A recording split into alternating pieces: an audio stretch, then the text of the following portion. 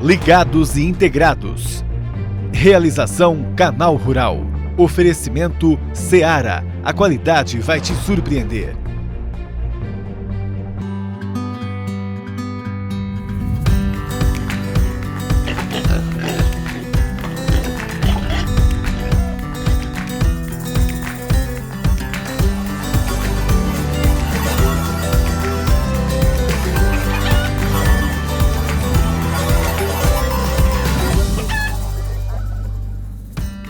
Bom dia! Hoje vamos bater um papo sério aqui sobre como limpar as granjas. Ah, você sabe tudo? Será? Mas uma especialista vai contar pra gente o que ela pesquisou, quais os melhores produtos, o que pode ser usado nos equipamentos que os animais têm acesso. Tem também aquele quadro que explica melhor os mitos que existem no agronegócio. Tem que explicar, que focinho de porco não é tomada. Então fique com a gente até meio-dia. E antes da gente começar, só quero chamar a sua atenção sobre esse QR Code aqui no canto. Tenho falado sempre, porque é importante mesmo. Aponte a câmera do seu smartphone para ele. Você vai perceber que, se não for levado direto para um outro aplicativo do PicPay, lá em cima na sua câmera vai aparecer um link. E aí você clica nesse link. E aí, sim, vai para o outro aplicativo que é do PicPay. E lá, nesse aplicativo do PicPay, vai perceber que você pode fazer doações para o Hospital de Amor, que é o antigo Hospital de Câncer de Barretos. Por que eles precisam de doações? Bem, eles sempre precisaram, Sempre trabalharam com as nossas doações. Mas agora, como todo mundo está focado para o Covid-19, o novo coronavírus, aí ele ficou um pouquinho de lado aí para muita gente, Só que aí eles precisam tratar tantas pessoas com câncer, tanto também as pessoas que têm câncer e algumas delas também, gente, estão com o Covid-19. Então eles estão precisando trabalhar muito lá e precisando mais ainda da nossa ajuda. Então, se você puder, por favor, aponte o teu telefone aí com a câmera aberta para esse QR Code aqui no canto, tá bom? Você já sabe que limpar e higienizar a granja quando não se tem animais nela é uma parte tão importante como qualquer outro processo do trabalho, mas como fazer essas funções com eficiência? Quais produtos utilizar? É o que a Júlia Fabbri foi pesquisar para a gente e mostra agora. Bom dia, Júlia. Oi, Pablo, bom dia para você, bom dia para todos que estão com a gente. Bom, a gente sempre fala por aqui que o trabalho dos produtores rurais não para, Inclusive, no intervalo entre lotes, as atividades continuam. Tem que estar tudo preparado e em perfeitas condições sanitárias para a chegada dos animais. Hoje, o nosso tema é higiene. Pois bem, hoje vamos falar sobre a importância da limpeza e desinfecção das instalações na granja. Vamos conferir mais informações e um passo a passo sobre o processo. No primeiro passo do manejo de limpeza e desinfecção, é muito importante a retirada das grades das baias, para que as calhas sejam esgotadas e também facilitando o manejo de limpeza dessas grades.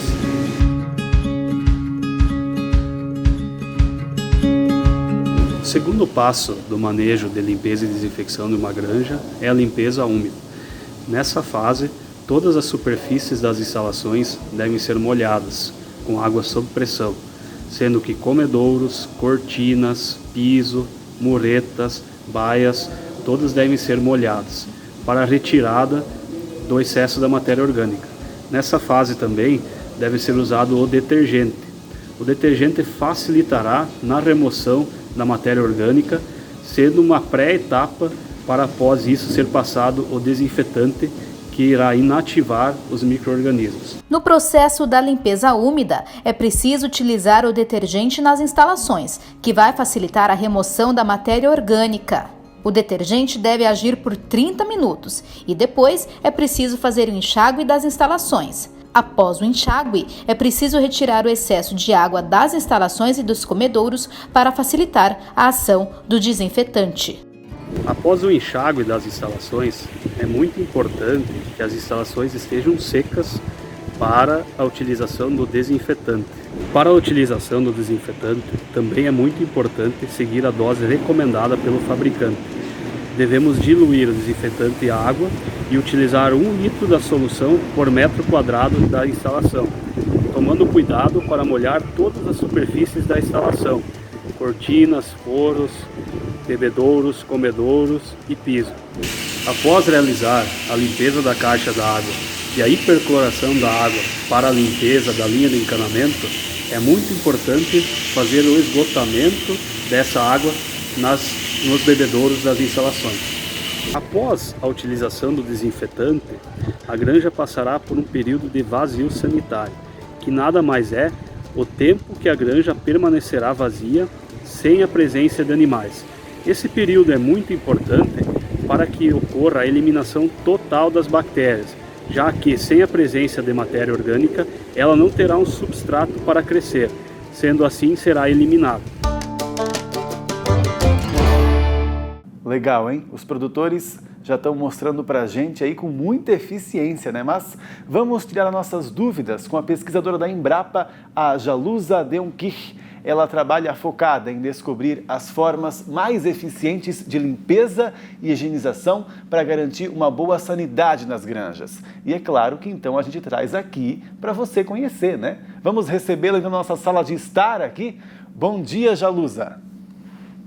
Bom dia, Pablo. Bom dia a todos. Jaluza, já uma pergunta aí de curiosidade minha até, né? Por que você se interessou em falar de um tema que muita gente poderia achar que é tão comum, mas espera aí, né? Limpar e higienizar uma granja. É só não passar água e sabão? Tem até dona de casa que pode estar pensando isso em casa, né? Por que você foi pesquisar sobre isso? Qual foi o seu interesse aí, né? O que deu esse start para você? Eu acho que hoje, né, Pablo, essa pergunta está fácil de responder, né? A limpeza e desinfecção, ela, digamos assim, é o feijão com arroz do manejo sanitário, tanto de animais e humanos, né?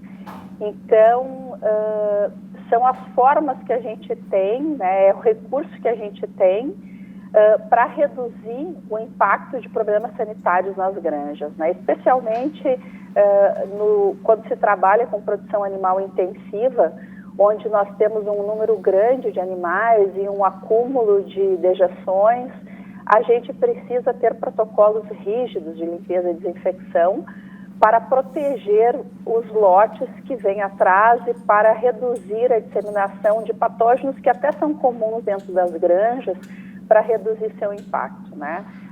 Animais doentes, eles têm problema de bem-estar, eles drenam recursos para tratamento. Então, é uma forma de prevenção muito importante. Então, a limpeza e desinfecção é o feijão com arroz, é o que sustenta o manejo sanitário da produção animal. Pois é, porque de um lote para outro podem-se ir aí alguns problemas, no caso, né? Algumas doenças, bactérias, até vírus, não, né? Que podem passar de um lote para outro. Então, essa fase, né, desse intervalo é tão importante quanto todo o trabalho de cuidar do animal, né? O sistema de produção em lotes, que a gente chama, né, ou em sítios, enfim, que quebra o contágio, ele é muito importante. Então, a produção em sítio, ela tem uma base sanitária de não misturar animais, né, e entre fases. Então, a gente retira todos os animais da granja e tem a oportunidade de fazer uma limpeza e desinfecção. Então, isso é muito importante, realmente retirar todos os animais e não deixar os animais menores dentro da granja, mantendo os patógenos do lote anterior. Então, a limpeza e desinfecção vazio sanitário pode ser feito entre lotes ou entre instalações nas propriedades que trabalham com sistema contínuo, por exemplo. Inclusive, não só dentro ali da granja, o espaço no qual os animais convivem, né? Mas até os equipamentos, né? Por que é importante, por exemplo, secar ali, como a gente viu na reportagem, o espaço onde fica reservado para a ração, né? Na verdade, assim, a gente precisa, a primeira etapa, quando a gente começa a lavar, a gente tem que desmontar os equipamentos, né? Os comedouros e bebedouros, eles são pontos mais críticos porque o acesso é mais difícil. Então, a gente precisa ter uma atenção com esses equipamentos e é onde se produz biofilme, onde o animal vai comer ou beber água. Então, por exemplo, para transmissões de patógenos via fezes, né, que produzem diarreias, por exemplo, né, é muito fácil, se tu tens um comedouro ou um bebedouro contaminado, o animal, quando chega, já vai acessar esses equipamentos. Então, é importante. A questão de secar os comedouros, talvez seja isso que você esteja me perguntando, ele é importante a secagem por conta da diluição do desinfetante, né? Então, quando a gente calcula o desinfetante, a gente calcula por um volume de líquido, de calda, e se você tiver resíduo de água dentro do comedouro, você estará diluindo. Então, você não sabe o quanto você está aplicando. Então, é importante a instalação estar toda seca. E nestes casos, onde acumulam-se águas e líquidos, né, a gente precisa secar. Pois é, inclusive, a gente fez uma pergunta na semana passada aqui, porque agora a gente pergunta para o pessoal de casa se eles têm dúvidas e aí eles perguntam aos nossos especialistas. E a gente vai começar com você aqui, hein? Essa estreia aí dessa parte do nosso programa. A gente pode colocar aqui na tela a pergunta que a gente fez para eles, para ver se eles estão atentos, que era se a gente pode passar o desinfetante justamente no comedouro e no bebedouro. Por que eu fiz essa pergunta, né? Para saber se eles estão atentos aí, se por acaso, às vezes, um produto químico, ele pode fazer mal ao animal ou não, né? Essa seria a dúvida que eu estaria lançando. E aí, 84% deles disseram que sim, Jalusa, que eles podem passar desinfetante, então, nos equipamentos. Outros 16% que não. Quem foi que acertou aí, a maioria ou a minoria? A maioria acertou. Né? Esses produtos, obviamente, eles têm um protocolo de uso, uma diluição de uso, né? E a gente precisa respeitar esse protocolo, fazer a diluição correta e precisamos desinfetar toda a instalação, inclusive equipamentos. Como eu falei para você, quando nós pesquisamos contaminação residual, é mais frequente a gente encontrar, por exemplo, uma salmonela num bebedouro e num comedouro, às vezes até do que o piso. Por quê? Porque eles são mais complicados de limpar, né? Então, se a gente for com um cotonete, né, lá dentro, na volta do bebedouro, a gente consegue encontrar ainda contaminação residual. Então, é bem importante que esses equipamentos, né, e também eu sempre estimulo os produtores, né, as indústrias se preocuparem com designers que sejam fáceis de limpar, né, que tenham poucos cantos, que não acumulem matéria orgânica. Quer dizer, isso na área humana é bem desenvolvida e acho que a gente tem espaço ainda para desenvolver na produção animal, que os equipamentos também tenham essa preocupação na hora de projetar os equipamentos, certo, que sejam de fácil limpeza. Uma ergonomia, como se fala no design, né, Jalusa? É que eu também sou jornalista e designer, então eu sei. Olha só, curioso, né? Ô, Jalusa, conta pra gente também sobre esses produtos aí. Por acaso tem algum ou outro que poderia fazer mal para o animal? Porque às vezes um produtor, né, numa correria lá pode passar, não tenho desinfetante, vou passar então, sei lá, detergente detergente ainda seria menos nocivo, eu acho, né? Mas tem algum produto que seria perigoso eu passar no bebedouro, por exemplo, porque o resíduo pode fazer mal para o animal? Na verdade, Pablo, assim, os produtos, eles precisam estar registrados no Ministério da Saúde, no Ministério da Agricultura, desculpa, tá? No Ministério da Agricultura, eles têm que estar permitidos. Então, o Ministério da Agricultura tem uma lista lá de produtos, a Anvisa também tem uma lista, se você for no site da Anvisa, assim como para usar em casa, eles dizem, não vamos inventar coisas caseiras. E tem lá um link onde você baixa uma planilha do Excel com esses hipocloritos, com todos esses desinfetantes domésticos. Para a produção animal é a mesma coisa. Então, nós estamos falando de produtos que são autorizados, né? Porque se a gente for para o mundo clandestino, aí a coisa fica infinita, né? Então, dentro dos produtos que são autorizados, eles têm uma diluição que é segura.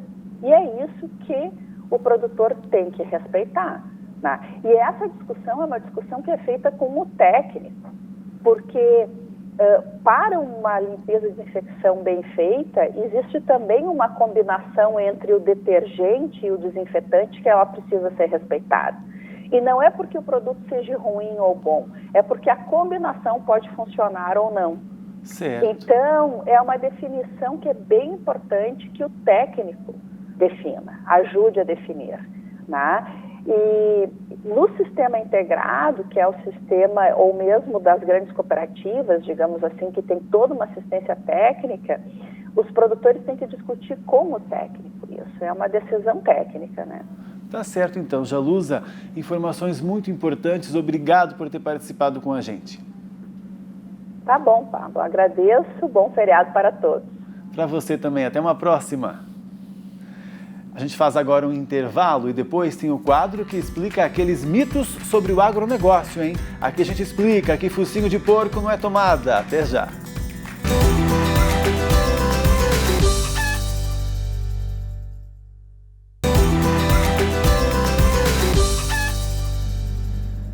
Ligados Integrados de volta e já acessou aqui o QR Code com a câmera do seu smartphone? Ajude o Hospital de Amor.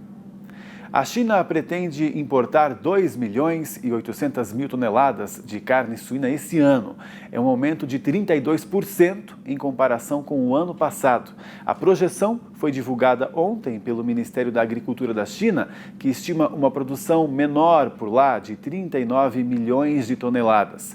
É um aumento significativo da produção que deve chegar ao próximo ao patamar de quando o país não sofria com a peste suína africana, que deve ser alcançado em 2022 com 54 milhões de toneladas. São informações importantes essas para a nossa cadeia que tanto vende para os chineses, né?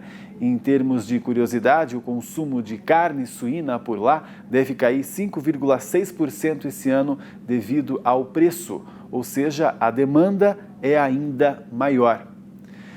Vamos conversar com o José Antônio Ribas, que é diretor de Excelência Agropecuária na Seara e nosso comentarista aqui.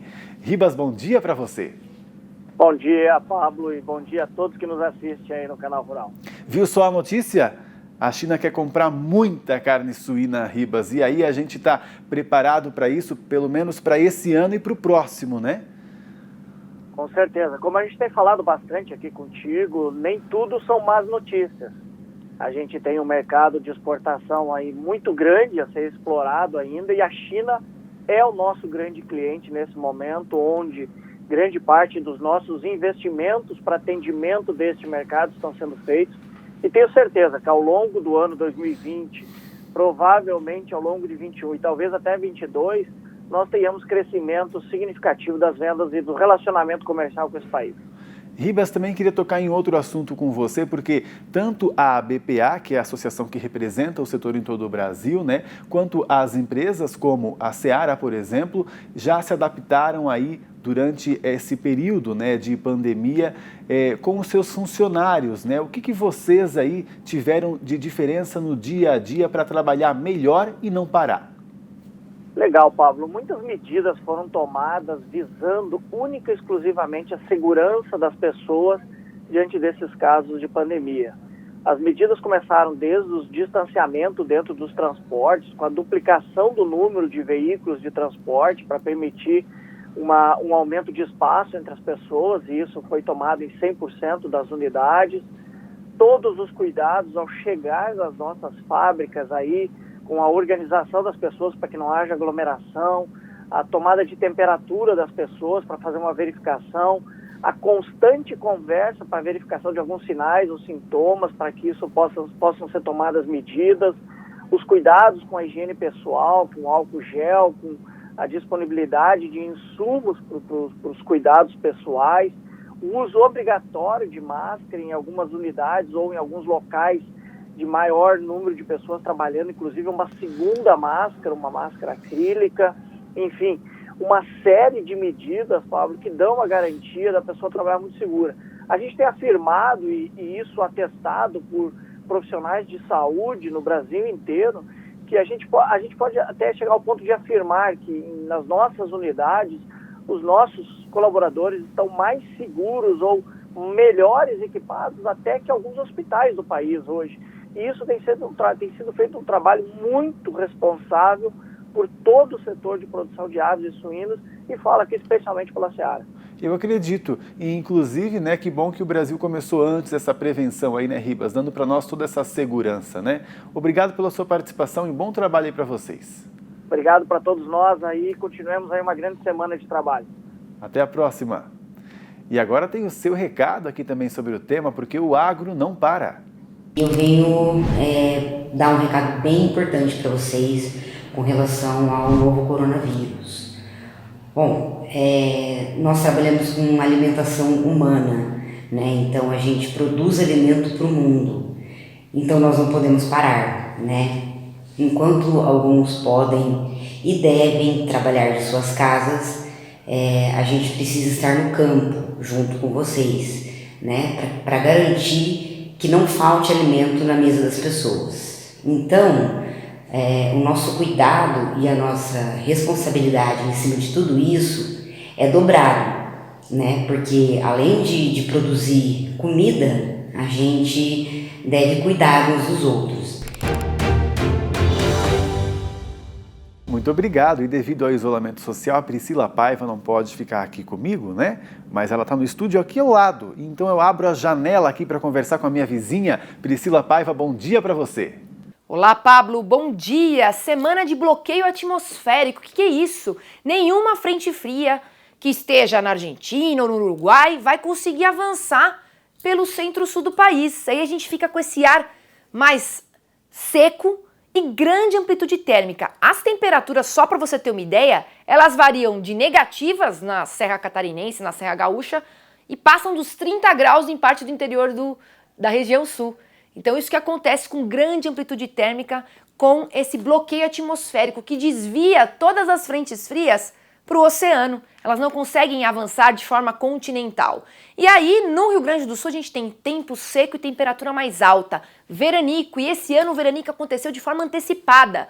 Normalmente a gente tem esses períodos com temperatura mais elevada durante a tarde em maio, mas já estamos vivendo isso agora em abril, tá certo? Olhando agora o que acontece em todo o país nas próximas 24 horas, o tempo seco no centro-sul com pancadas em parte de Mato Grosso, Goiás, Nordeste e região norte. O volume é mais significativo no Pará, na faixa norte do Nordeste, mas aos poucos passa a ter intensidade no leste da Bahia, o que ajuda bastante os canaviais. E a partir do dia 26 de abril até o dia 30 volta a chover no sul, com baixos volumes, que eles vão aumentando de 1º a 5 de maio no sul do Brasil, tá? Mas fica bem claro que todo o interior do país vai ficar com tempo seco a partir de agora.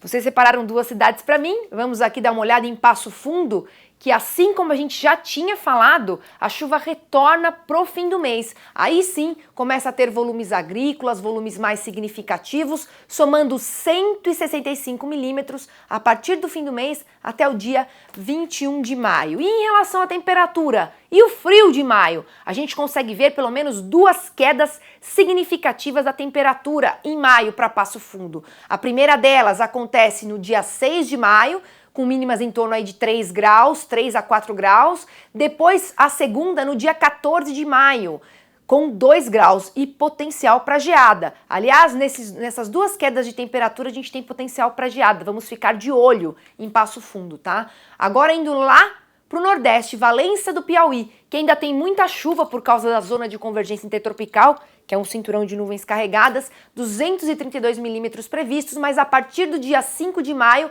a chuva vai embora. E a temperatura? Ela oscila pouco, principalmente a mínima. A gente vê aqui ela bem em torno dos 22 graus, caindo para 20 graus.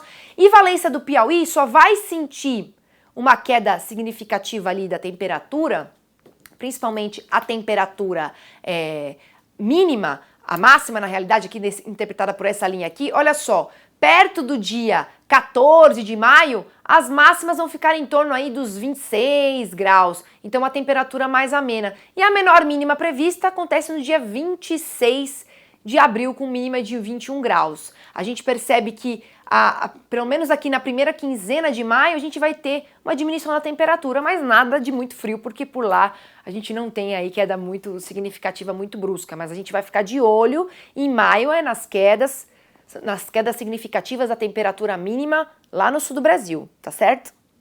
Obrigado, Pri. E agora, hein? É mito ou verdade? Disseram para nós que existe um território onde só se pode viver se você for um suíno. E não é de granja que eu tô falando, hein? Se liga só nesse lugar. Põe a foto aqui pra gente. Que tal a vida desse animal, hein? Quase que eu ia dizer ser humano, porque ele vive melhor que um ser humano. E essa praia, gente, olha só, é no Caribe. Olha a cor dessa água, olha a cor dessa areia, hein? Outra dúvida que só se pode aí ser resolvida no nosso quadro, hein? No focinho de porco não é tomada. Que lugar é esse e que suíno é esse?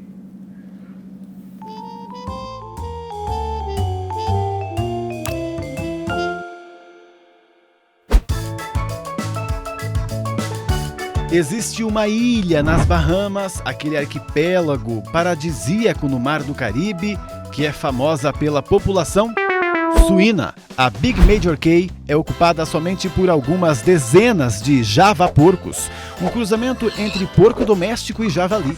E não se sabe ao certo como os animais foram parar ali, mas o fato é que eles viraram atração turística e todo mundo quer tirar uma foto com os javaporcos no Mar do Caribe.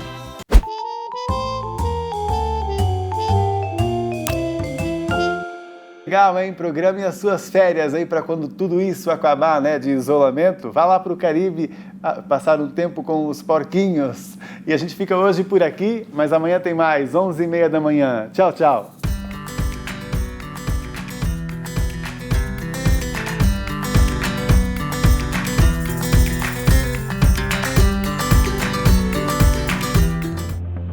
Ligados e integrados. Realização Canal Rural. Oferecimento Seara. A qualidade vai te surpreender.